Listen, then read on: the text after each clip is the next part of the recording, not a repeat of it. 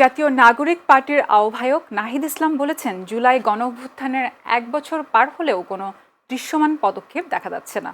বিচার সংস্কার ও নতুন সংবিধানের মাধ্যমে দেশ পুনর্গঠন করতে হবে। শনিবার রাতে দেশ গড়তে জুলাই পদযাত্রা কর্মসূচির পঞ্চম দিনে নওগাঁ শহরের নওজোয়ান মাঠে পথসভায় তিনি এ মন্তব্য করেন। এর আগে শহরের বালুডাঙ্গা এলাকা থেকে পদযাত্রা শুরু করে এনসিপি। এ সময় উপস্থিত ছিলেন এনসিপির সদস্য সচিব আক্তার হোসাইন, মুখ্য সংগঠক দক্ষিণাঞ্চলের হাসনাত আবদুল্লাহ, সিনিয়র যুগ্ম আহ্বায়ক সামান্তা শারমিন, মুখ্য সংগঠক উত্তরাঞ্চল সার্জিস আলম ও মুখ্য সমন্বয়ক নাসির উদ্দিন পাটোয়ারি সহ কেন্দ্রীয় নেতাকর্মীরা।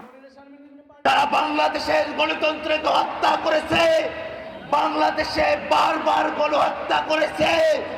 সেই আওয়ামী লীগকে বাংলাদেশের জমিনে অবশ্যই বিচারের কাঠগড়ায় দাঁড় করাতে হবে।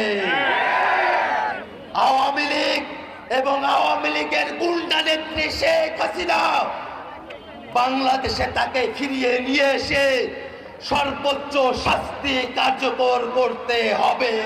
তারা এই দেশটাকে ধারণ করে না, তারা এই 24কে বলছে এটা নাকি গন্ডগোল, এটা নাকি আবেগ।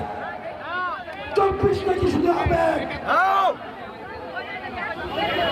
অবশ্যই 24কে সংবিধানে স্বীকৃতি দিতে হবে।